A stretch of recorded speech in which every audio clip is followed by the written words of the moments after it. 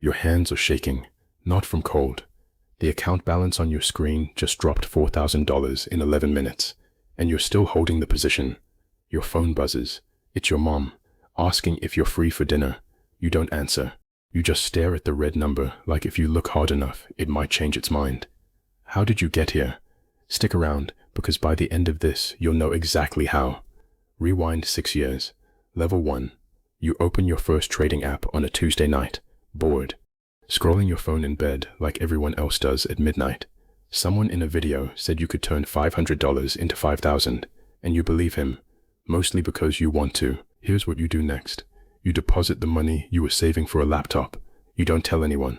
Not your roommate, not your mom, nobody. Your first trade is a guess dressed up as a decision. You watch the number move up 11 cents, and your whole chest lights up. You close it. $11. That's it. That's all you made, but you did it. You don't sleep well that night. And it's not worry keeping you up. It's wanting more of that feeling. Level 2. Within a month, you're not investing anymore. You're chasing. You take a trade because a stranger in a chat room said it was about to explode. $300 gone in 9 minutes. So what do? You take a bigger trade to win it back. You lose that one too. Now you're hiding your phone screen every time your roommate walks past. You tell yourself this is normal. Everyone loses sometimes. You just need one big win to fix everything. And that thought right there, that's exactly the kind of thinking that gets people into real trouble. You just don't know it yet. Your account hits zero on a Sunday, and the worst part isn't the money, it's the embarrassment, the kind you can't explain to anyone, so you don't even try. Level 3. Here's the twist. You don't quit. You get quiet instead. 3 months, no trades, just watching, just reading, just studying how price moves without touching a single position. And if you've never done that, let me tell you, sitting still after months of chasing feels almost physically uncomfortable. You start a notebook, not for strategies, for your own behavior. You write down exactly when you feel excited before a trade, because you've noticed something. Excitement isn't a good sign anymore. It's a warning light. Your friends ask if you're still doing the trading thing. You tell them you're learning. They laugh a little. You let them laugh. Then you fund a small account again. But this time, before every single trade, you write down your reason first. Level 4. Your first green month happens, then a second. And here's what nobody tells you. It's not exciting. That's the strange part. The calmer you get, the more consistent your results become. You stop checking your balance every hour, then once a day. Then some days, not at all. A friend asks how much you made this month. You tell him the real number. Modest, nothing crazy. And he looks almost disappointed, like he expected a yacht in the driveway. That's when it hits you.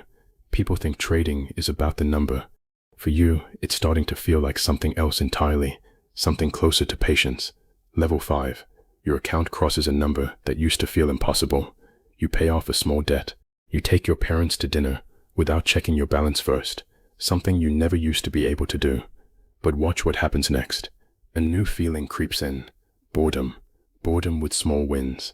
And underneath it, a quiet itch to push size.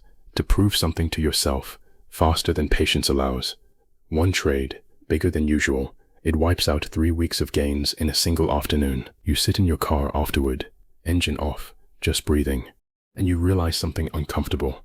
Profitability didn't remove the greed. It just gave the greed better funding. Level 6. You go full-time. No day job to fall back on anymore. Your entire schedule flips. You're awake before the market opens, sitting at your screen before your coffee's even finished brewing. And weekends, they feel strange now. Quiet in a way that makes you restless instead of relaxed. Your cousin calls, asks what you actually do for work. You try to explain it.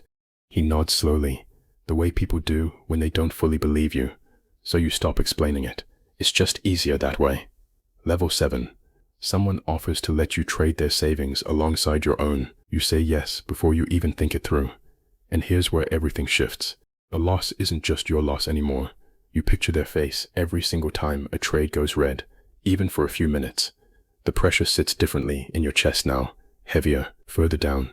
You start losing sleep in a completely new way. Not from excitement this time, from responsibility. One night, you almost close a good trade too early, purely out of fear. But you catch yourself, you stop, and you realize discipline doesn't just mean resisting greed anymore. It means resisting your own nerves. Level 8. You've built something most people only ever talk about.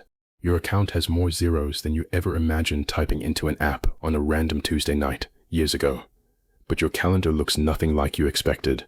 Meetings, taxes, people asking for advice you're not even sure you should be giving. There's a version of you now that other people watch, that people copy, without knowing what it actually cost to get here. You get invited to speak at a small finance meetup. Someone in the crowd asks what it feels like to have made it. You pause, longer than they expect. Then you tell them the truth. It feels quieter than they think, not sadder, just quieter. You're back at your desk, the same desk from years ago, just a nicer chair now. The market's closed for the day. Green candles, mostly. A good day, by any measure. You check your phone. 3 missed calls from your mom. A voice memo from an old friend you still haven't opened. 2 days now. You've been meaning to call people back for a while. You open your notebook, the same one from level 3, just a newer volume now. You write down today's numbers, like always. Then, underneath, almost without deciding to, you write something else.